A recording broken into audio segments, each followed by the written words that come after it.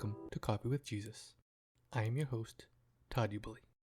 In this episode, I am joined by my co-host, Dr. Sarah Van Driel. We will be discussing God's promise to us in Philippians 4, 6, and 7. Sarah, why this verse in Philippians? Well, Todd, your recent podcast on feeling anxious about the world and providing comfort to all of us out here in the midst of a world that feels totally off its axis at the moment really resonated with me and gave me thoughts of what we might tackle today, just in the fact that many people are more anxious than we've ever been. Our population's more anxious than we've ever been. Oh, yeah. Just to throw a few, I'm going to draw on my clinical psychology background here for just a second, just to kind of set the stage. Prior to the COVID pandemic, folks will do these pulse polls, just kind of random household surveys, kind of gauging where folks are at that time. And prior to the pandemic, about 10% of people at any period would say that they were really struggling with being anxious, right? Okay. Worrisome, kind of feeling like they can't get the anxiety out of their minds. It's kind of affecting the way that they live day to day. In the January to March of 2021 period, that went up to 40%. Oh, wow. Yeah. So a ginormous increase in anxiety. And then we found, in kind of November of 2021, things started, as COVID numbers started coming down, it kind of fell back to about 30%. But nonetheless, 30% is still so much higher. It's three times the rate of where it was before. And we could guess lots of reasons why this may be happening. People have a fear for their physical safety, for the health. Many folks have lost loved ones. Folks are struggling with thinking about having their concrete needs met, whether it's job loss or job change. There's been change in family structures. Families are living in close quarters, and sometimes that causes conflict. And folks are worried about being able to have enough supplies, have enough food, have enough toilet paper was the thing we all laughed about for a really long time, right? But kind of to that idea of folks just having so much anxiety. And then coming into our present day, COVID numbers were looking a little better, and then we had Omicron spikes, and then things started looking a little better, and then Russia invades the Ukraine, and we are all fearful of whether there might be World War III on our hands. Right. And as you're saying in your episode, the ramifications that has for folks, just internally and the external, supplies of things that are in the stores and where folks are feeling and thinking. So I thought we'd talk a little today about what God says about our being anxious. That sounds great. I haven't read any studies like you have, but I've just noticed just amongst, my coworkers and people out in town, you could tell there's a lot more anxiety out there than there has been. Yeah. And I think that's really crucial to say, because we have the stats and the numbers, and I can throw a few more out there, right? Like the fact that about 50% of parents are worried about their kids' mental health at this point. The age range that was most affected was actually our young adults. So it's the 18 to 25-year-olds who were the most affected. But when you think about, kind of where you are in the developmental span, that's where, folks are often either, off to college, like your boys, or, starting new careers or jobs for the first time. And that none of that looks the same as it did before. And it's, so we don't have a lot of experience to draw on, and help in terms of support. And a lot of them haven't been able to get out into the world to do those things in the same way, to make those relationships, to start becoming their own people. But, then it has had effects across all our age ranges. And our high school students, for instance, they also jumped from about 10% to about 30% that report having like excessive sadness or kind of hopelessness. And so I think there's just lots of room to think about many different contexts and many different scenarios, and we'd never be able to name them all. But I wanted to ground this in one of my all time favorite go to Bible verses. I'll just read for us Philippians chapter 4, verses 6 through 7. Do not be anxious about anything, but in every situation, by prayer and petition, with thanksgiving, present your request to God. And the peace of God, which transcends all understanding, will guard your hearts and your minds in Christ Jesus. So much in that, right? And you probably already even figured out for me that one of the things that I like to do is kind of break it apart a little bit first. This becomes one of my favorite Bible verses because this is the first verse I ever memorized. This is the first verse that my dad shared with me. My dad's one of my big spiritual mentors when I was little, because I might have what we psychologists call an anxious temperament. So, um, and then I know exactly what it's like to raise one because my littles also has an anxious temperament, right? And so just kind of this predisposition, we're geared towards being anxious if there's reason to be anxious. And so, my daddy, in trying to be a comforting soul, said, there is this verse, and I learned it first as don't be anxious about anything, pray about everything, right? Right. That was the first thing I learned. So, comforting in and of itself to kind of know, that God's there to help us through our anxiety, and we have to turn to him and say our prayers, make our anxieties known, and pray to him about that. But as I really have gotten older and come back to this verse and look at it, there's so much more to it than just don't be anxious. Because if you got an anxious temperament or you have some anxiety, reading the words, don't be anxious about anything, seems like an insurmountable task, right? Right. So, first thinking about it's like in every situation, in those situations that are life and death, in those situations where you're not sure what small decision to make, the idea is that anxiety can come from any number of things. And it is in every situation, that God has an answer for us, right? The way we get closer to that answer is through prayer and petition. And I actually looked up the word petition, before coming on. And it's like, what is petition? And petition is making your case. It's like pleading your cause, right? Mm-hmm. So I really, as we kind of break this apart and think about prayer and the petition of God really wants to hear what it is we want, what we desire, like getting to that. And then comes this next part that is with thanksgiving and thinking about the juxtaposition of being anxious and being worried about something and oftentimes biting your nails and thinking about all the negatives, right? Right. That we're asked to come with thanksgiving. We're asked to come with what are you happy about? What are you joyful for? What are you thankful for? But also knowing that the practice of gratitude, the practice of looking around us, knowing what we have, and being thankful to God for what we do have is really important. It frames our thoughts and maybe starts in the idea that we have a relationship with God so we can actually go to him with our petitions, right? Right.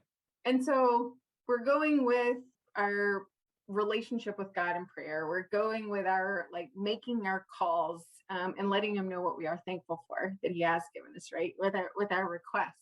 And then comes this part that you hear a lot about, and the peace of God, which transcends all understanding, will guard your hearts and your minds in Christ Jesus, right? And this peace of God, I think so often it's like, what is peace? How do we get to peace? How do we stay there? And I don't know that I fully grasped that till I was, sometime in my 30s of just what does that peace look like?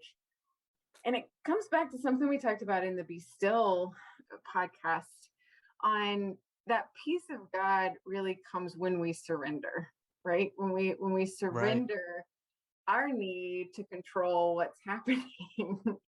and turn it over to God in prayer. And when we do our prayer with both thanksgiving and petition, like pleading our cause, then we can feel good that God knows what it is that we want and can get to that place of like true peace. Like, however this comes out, I'm going back to your words then, it's going to be okay. It's going to be okay. You're right. And it's funny because I don't know if you remember, I gave a devotional at one of the session meetings one time about how when I was in Afghanistan, I just had this anger in my heart. There was this couple that really just hurt my family. And I was just so enraged. And at first I was going to destroy them. I was going to do everything I could to hurt them in every aspect of their life. And eventually I realized, okay, I need to forgive them. And it was hard because there's a lot in the Bible about the need to forgive your brother. And I know firsthand why that's in there now, but there's very little in there about how. And being, a normal American, I'm like, I'm just going to do it. I'm going to forgive them. I forgive them. Okay, good. Done. Nope. And when that didn't work, I'm like, all right, well, I need help. So what am I going to do? I'm going to go to my friends. And they let me down. So finally, as a last resort, and I'm kind of ashamed to admit that this was a last resort, but as a last resort, I went to God. And God told me, ask me to bless them. And I was like, no, no, stop, time out. You got this wrong, God. See, I do the forgiving, you do the venging. That's how this whole thing works. And after a couple of weeks of just basically being a petulant little child, I finally said, okay, God, I'm going to do this. But I couldn't. I had so much anger towards these people. I couldn't even still myself to ask God to bless them. I couldn't even pray. I remember I tried to open Psalm 91 because that usually calms me down. And I just started thinking about the situation again. I was just getting so angry. I literally just slammed my Bible shut. And finally, I just cried out. It was one of those times where I was like, God, help. And it was amazing. Like, this was when I finally realized what the peace of God that transcends all understanding is, because my mind just went still. It was calm, and I had felt a peace that I hadn't known in months. And that's when I realized what just that peace of God that will guard your mind in Christ Jesus, because my mind was finally still. And I just let it all out. I was asking God to bless their jobs, their finances, their home, their cars, their laundry. I mean, you name it. I was just asking God to bless it. And I just, there was such a weight that was lifted. Todd, if anybody's listening and can't resonate with being the petulant little child that you described yourself as, then we're not being real. Because I think it's so true. And it is, and when you look at it from the logical perspective of like, what this person did to your family, it makes all the sense in the world to have that anger, right? From the logical perspective. And the answer is not always the logical one if you're kind of coming from that earthly perspective, right? Right. Of what that person deserves and what happens. But when we surrender to the idea that we are kind of part of this overarching community of God, hands, feet, body of Christ in the world, then what's logical for us is not always logical for somebody else, right? And that God put us at a time and in a place to learn, to grow, to be influences on others that we have no idea we're doing at the time we're doing. And when we do that, like, God help, then there is then that's when we come close to that peace. There was a big turn for me in the effectiveness of prayer when I learned that I wanted to give my desires and my thanks and my desires and my hopes and my dreams in my prayers, but that at the end of the day, what I wanted is for God to help lead me to be the me he created me to be, right? And Right. to have this situation turn out the way that would strengthen me in the long run. And that might not be what I actually see. I'll give you the time that it really, I mean, it was over a series of times, but it was actually at Eastminster Presbyterian Church. We have been long-term in and out visitors at Eastminster. I was there the morning Evie was born, right? I was in those pews the morning that later I went into labor and had my beautiful kiddo. And have raised her there. And as we came back, I always wanted more kids. I'm a clinical community child psychologist. I love kids with all my heart. And so I always envisioned three. Marina says, like, you're lucky to get one, right? But nonetheless, I had envisioned myself with more kids, right? And so I would say my prayers in church about God, if it is your will, I'd love to have another kid. Thinking logical sense, it makes all the sense in the world. For me, who loves kids, who wants kids, who like knows all the research on kids, to have another kid. Guess what? Well, God's plan for me. In my whole church community, the transition not to be able to have kids anymore in a medical situation, I ended up having to have surgery, and and I can't have kids anymore.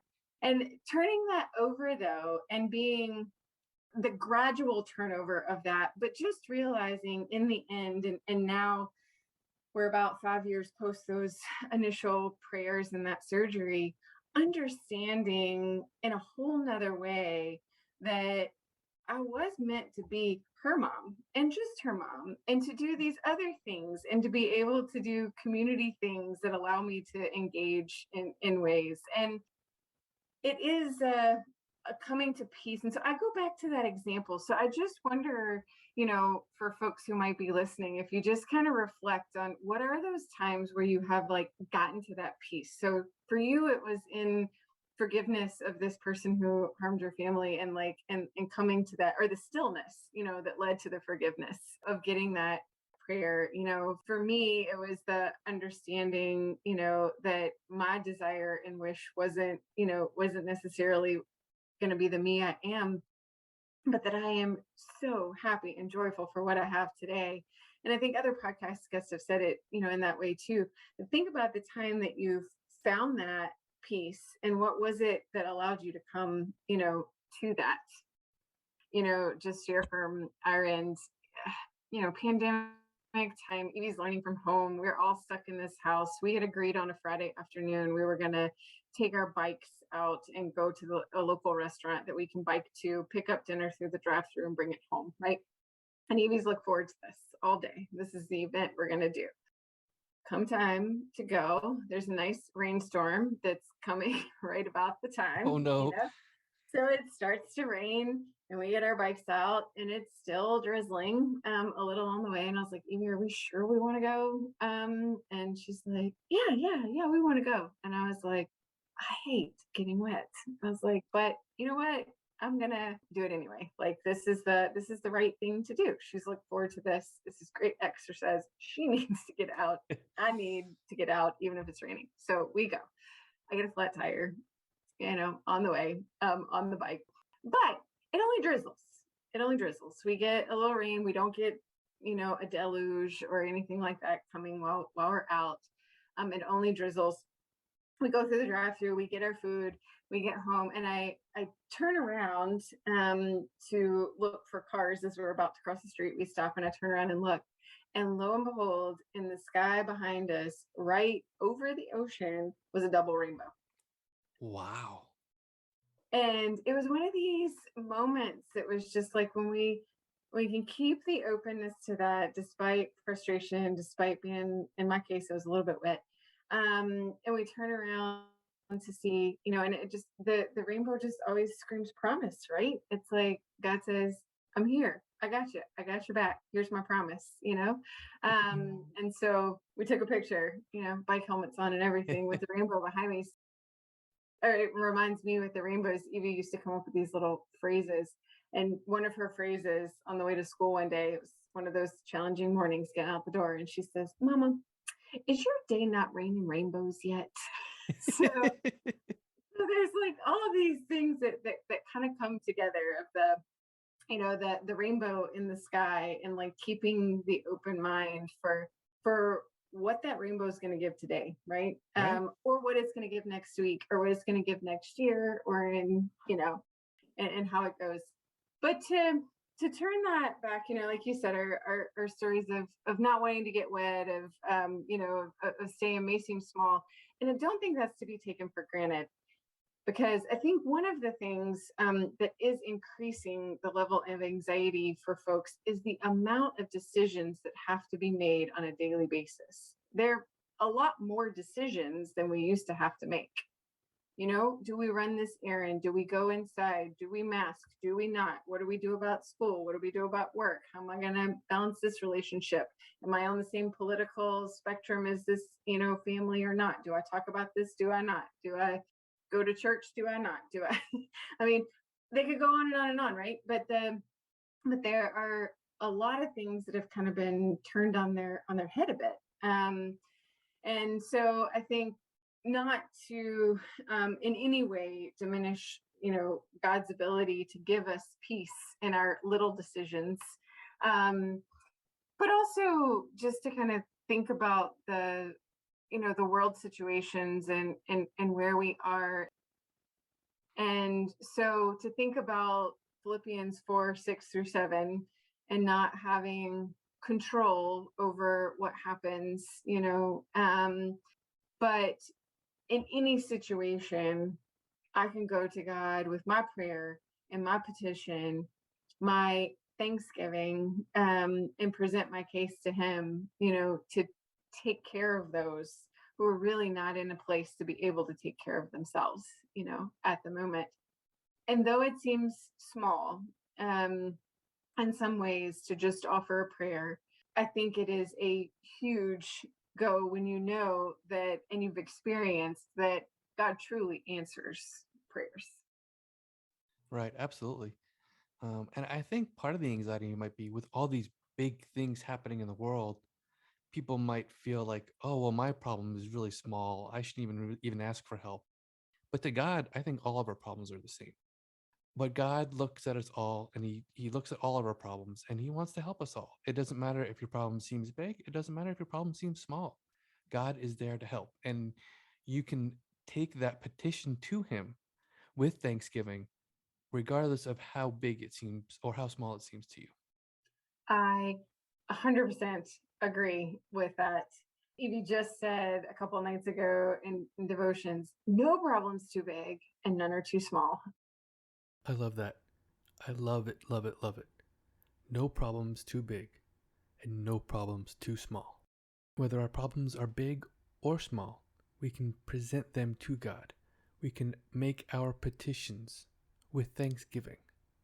And the peace of God, which transcends all understanding, will guard our hearts and minds in Christ Jesus. Sarah, thank you for joining me again, and thank you for sharing such a phenomenal testimony. I can't wait until we can do this again. Ladies and gentlemen, if you would like to leave feedback on this episode, please visit our website, www.coffeewithjesus.info. As always, thank you for watching, thank you for listening, and God bless.